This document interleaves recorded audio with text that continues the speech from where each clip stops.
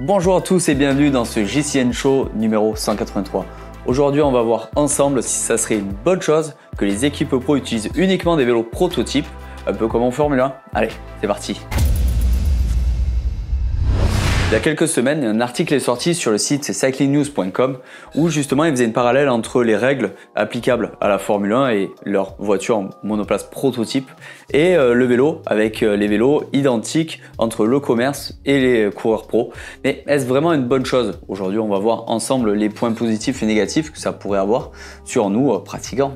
Premièrement, l'UCI fait de son mieux pour interdire tout ce qui est extravagant dans le cyclisme. Ça permet aussi de protéger les coureurs pour avoir des vélos qui sont quand même très fiables. Mais la question se pose, est-ce que l'UCI, avec toutes ces règles qui empêchent les innovations, empêchent les études et les différences entre toutes les marques, ne freine pas l'évolution du vélo en général?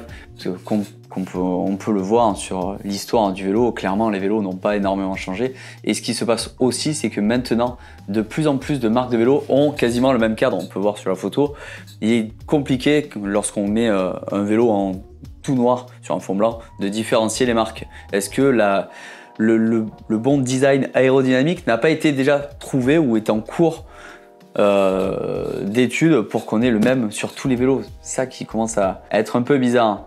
Ce qu'on a vu dans le passé, c'est que sans les règles de l'UCI, les designers auraient pu être plus libres. Notamment, il y a quelques années, on a vu le Concept Bike de chez Specialized où clairement, ils montraient ce qu'ils pouvaient faire et dans quelle direction pouvait aller le cyclisme dans le futur. C'est quand même assez improbable comme design. On ne se voit pas conduire un vélo avec une visière comme en moto et un dosseret de selle comme pour faire une course de moto. Mais ça peut être une étude. Après, ils ont quand même récemment interdit encore de nouvelles innovations comme les pédales écoilles. On se demande s'ils vont pas interdire le guidon comme sur les cervélos de l'équipe Jumbo. C'est vrai que finalement, ça ralentit l'évolution au total du cyclisme. Quand on voit que Red Bull est arrivé dans le capital de l'équipe Boransgro, que l'an dernier, chez BMC, ils avaient développé un vélo avec Red Bull aussi, Red Bull Advanced Technology, on voyait les stickers dessus. Ils peuvent faire avancer les choses, on pourrait avoir des vélos plus performants et avoir possiblement des formes complètement différentes. On le voit en triathlon, ils utilisent des vélos qui n'ont rien à voir avec des vélos maintenant. Donc ils gagnent par leur recherche des performances. Et est-ce que ça serait pas bon justement pour le cyclisme et le sport en général d'avoir autant d'innovation? Donc facilement on va voir les points positifs, les points négatifs que ça aurait de changer les règles de l'UCI. Donc en point positif, premièrement, ça serait les coureurs et les équipes qui feraient les tests pour nous, simples consommateurs et simples pratiquants amateurs. Est-ce que c'est bon que les pros testent les pièces? Bon, ça je sais pas, mais au moins toute la recherche serait faite entre les coureurs et les fabricants. Ça c'est vraiment une bonne chose. De plus, les vélos pourraient gagner énormément en performance. On le voit sur piste ou comme avec le concept bike Lotus qu'ils avaient fait avec des arcs complètement énormes. Il peut y avoir de la nouveauté et ça peut vraiment améliorer les performances. De ce côté-là, c'est vraiment un bon point. Les vélos aussi seraient quand même beaucoup plus spectaculaires. Potentiellement, quand on regarde les concept bike chez Spe, on ne s'attend pas à ça, mais c'est peut-être tout simplement l'évolution d'avoir des vélos qui sont vraiment différents de ce qu'on connaît. Autre chose, les nouveautés, quand elles vont arriver sur le commerce, elles seront abouties. C'est fini d'avoir des innovations qui ne fonctionnent pas en fait. Clairement, qu'un fabricant lance qui devient à la mode pendant 6 mois et qui finalement devient obsolète juste après. On le voit avec la marche avant, marche arrière qui se passe actuellement sur les combos guidons où énormément de pros les utilisent. Finalement, ils les utilisent de moins en moins en ce moment. Mais finalement, dans le commerce, on en a beaucoup plus. Que se passe-t-il vraiment? Et en Formule 1, quand ils ont mis les palettes au volant pour changer les vitesses, une dizaine d'années plus tard, c'est arrivé dans les voitures du commerce. C'est quelque chose qui fonctionne et qui est gardé par les deux concepts. La compétition et le monde des consommateurs. Ça, c'est vraiment logique finalement. Autre chose, les pièces les plus fragiles seraient complètement abolies, on va dire. Clairement, un cadre qui serait trop léger et qui viendrait à casser régulièrement, ce ne serait pas des choses qui se retrouveraient dans le commerce. Voilà, les équipes serviraient à développer ça. Techniquement, elles arriveraient à faire changer les choses pour avoir, admettons, des pièces plus légères ou plus fiables. Mais dans tous les cas, ça serait très abouti lorsque ça arriverait dans le commerce. Ça, c'est vraiment la compétition sert de réservoir d'idées et d'innovation pour pouvoir en faire bénéficier les consommateurs. Voilà. On va passer maintenant au point négatif. Premièrement, les coûts pour les équipes plus les consommateurs et pratiquants amateurs exploseraient. Qui dit beaucoup plus de recherche et de développement dit forcément augmentation des coûts pour les fabricants. Ces coûts pour les fabricants plus pour les équipes, après il faut automatiquement les transférer sur le commerce. Donc là, ça ce serait vraiment pas une bonne chose étant donné que c'est déjà très élevé.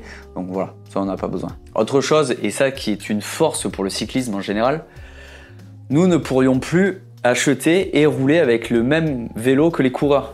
Et ça en deviendrait vraiment dommage pour le sport, car c'est vraiment plaisant d'avoir un vélo qui, même si techniquement, c'est peut-être pas exactement la même fibre, avec exactement la même cote et tout ça, mais qui visuellement ressemble au vélo utilisé par les coureurs du Tour de France ou d'autres courses.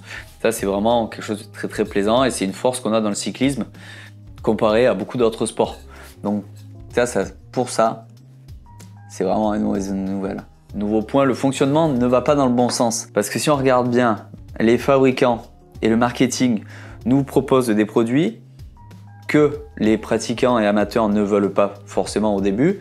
Et ensuite, ils obligent les équipes à rouler avec pour pouvoir en faire la promotion et que nous, consommateurs et pratiquants, on soit obligés de les acheter dans le futur.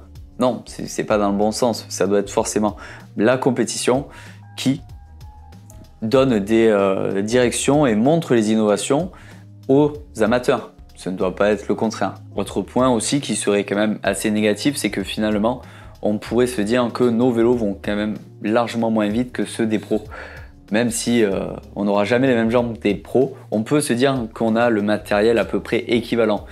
Et ça, si c'est complètement des prototypes avec des formes extravagantes, c'est vrai que ça deviendrait... il n'y aurait plus cette reconnaissance entre les coureurs et les amateurs qui roulent avec le même vélo, quoi. On ne pouvait plus se dire, tiens, j'ai le même vélo, potentiellement je peux aller aussi vite. Autre chose, l'UCI crée ses règles justement pour garantir la sécurité des coureurs. Si l'UCI n'autorise pas des vélos trop légers, c'est que potentiellement ils peuvent casser. Voilà. C'est s'ils n'utilisent pas des guidons avec prolongateur lorsque ce sont des étapes de plaine, c'est aussi pour les accidents qui pourraient arriver. Voilà, bon, c'est tout un tas de logiques. Il y a énormément de coureurs au sein de l'UCI qui sont là pour étudier les règles. Ça freine l'évolution du vélo en général, mais finalement, ça protège les coureurs. Donc voilà pourquoi peut-être qu'il ne faudrait pas le faire, hein, tout simplement. On voit quand même que c'est regrettable quand une marque comme Bianchi, ou même pour les pédales Ekoi, comme je disais en préambule, Bianchi avait fait des ailettes aérodynamiques qui, avec une certaine vitesse, faisaient gagner quelques km/h. Et finalement, seulement le public et les amateurs peuvent l'acheter, ce vélo, et les coureurs n'ont pas le droit de rouler avec. Ça devient complètement paradoxal. On ne peut pas avoir un vélo qui va plus vite que les vélos du World Tour. Bon, même si, encore une fois, on n'a pas les mêmes jambes. Donc voilà, dites-nous ce que vous en pensez, si vous pensez qu'il vaudrait mieux que les équipes aient uniquement des vélos prototypes et que ça va être bon pour l'évolution du vélo en général. Moi, je suis pas certain de le vouloir, honnêtement. J'aime bien la recherche technique et l'évolution éventuelle que cela pourrait créer, et puis même les différences entre les équipes que cela pourrait créer. Mais finalement, est-ce que je préfère pas rester dans un monde un peu plus conventionnel où c'est le sport en premier et pas la technologie qui arrive derrière? Ouais, peut-être que moi je suis plus de ce côté-là. Donc dites-nous de quel team vous êtes dans les commentaires. Et là, nous, on va passer aux actualités et aux résultats. Allez, c'est parti.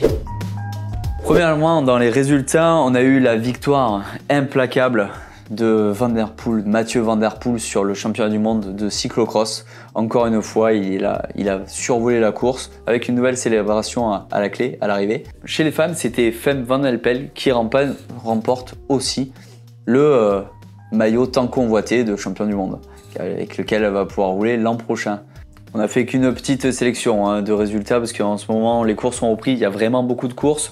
Mais on peut voir aussi Mats Pedersen qui a lui survolé le Tour de Provence avec des conditions météo très dégradées. Pour le Tour de Provence, généralement il y a du vent et il pleut jamais en Provence. Là ils ont pris une semaine de pluie, c'était quand même assez dommage pour la course. Par contre un espion m'a envoyé une photo. Sur le vélo de Mats Pedersen, il était monté avec un mono plateau de 58 à l'avant. Donc voilà, c'est assez costaud et c'est même très costaud pour un mono plateau. Hein, parce que d'avoir du 58, il faut pouvoir le tirer. Et en Provence, on peut dire que c'est vraiment pas plat. Autre résultat, on a eu Paul Magnier de la Soudal Quick-Step qui remporte la 3e étape du Tour d'Oman. Donc ça, c'est un jeune qui vient d'arriver dans l'équipe. Il vient de remporter une nouvelle course. Ça fait très plaisir de voir les Français à ce haut niveau. Et surtout dans des équipes aussi grandes. Chez les femmes maintenant, c'est Lotte Kopecky qui remporte le Tour UAE. Donc voilà, en attendant les hommes, on vient d'avoir le résultat des femmes. Tant mieux, c'est encore une fois, elle montre que c'est vraiment le survol, le World Tour. Côté technique, maintenant on a aperçu un pédalier à capteur de puissance Campagnolo sur le vélo de Ryan Camp, d'ailleurs sur le G3X, le vélo de gravel, qui était sur un champion du monde de cyclocross. Donc voilà, ça le capteur de puissance chez Campagnolo, ça arrive. Autre nouveauté aussi chez nos partenaires, c'est Wahoo et Zwift qui s'associent pour créer clairement un home trainer à un seul pignon, comme celui chez Zwift qui a été créé par Wahoo. Et là maintenant, c'est exactement la même fonction, c'est au même prix, c'est 599 €. Et en fait, vous avez qu'une seule vitesse à l'arrière, donc ça s'adapte à beaucoup de vélos. Et vous changez les vitesses électroniquement dans le jeu, soit avec une télécommande, soit avec les manettes Zwift Play. Donc ça, c'est pas mal. Mais si on veut utiliser le home trainer avec uniquement un compteur, on ne pourra pas. Il faut automatiquement rouler sur Zwift. La bonne chose, c'est qu'avec l'achat du home trainer, vous avez 1 an d'abonnement. Chez Zwift, ils nous lancent un nouveau challenge ce mois-ci et même pour tout le reste de l'année. Chaque mois, ils vont élire un col qui sera le col du mois. Donc ce mois-ci, c'est le col de Cheddar George qu'il va falloir grimper. Et ça nous fait encore un nouveau challenge pour aller affronter un peu tous les Zwifters. Ça, c'est pas mal. Autre nouvelle aussi, là, c'est beaucoup moins sportif, ça va quand même largement moins vite. C'est Vincent Brémond et Guillaume Koudanski de Lustrac, qui sont 2 cyclistes amateurs qui ont réalisé le record du monde du plus grand dessin GPS. Je vous le mets sur Strava. Ils ont fait en 10 jours 2200 km pour dessiner les anneaux olympiques. Et comme par hasard, c'était 6 mois avant les Jeux Olympiques de Paris. Donc voilà une bonne chose. Et ils faisaient ça aussi pour récolter des fonds pour l'association Le Sport a du cœur pour financer les athlètes qui en ont besoin. Voilà. Malheureusement, tous les athlètes ne sont pas sponsorisés et n'ont pas des Ferrari pour rouler. Donc voilà, c'était tout pour le show numéro 183. Moi, je vous dis à très vite pour une prochaine vidéo sur GCN en français. Allez, ciao ciao!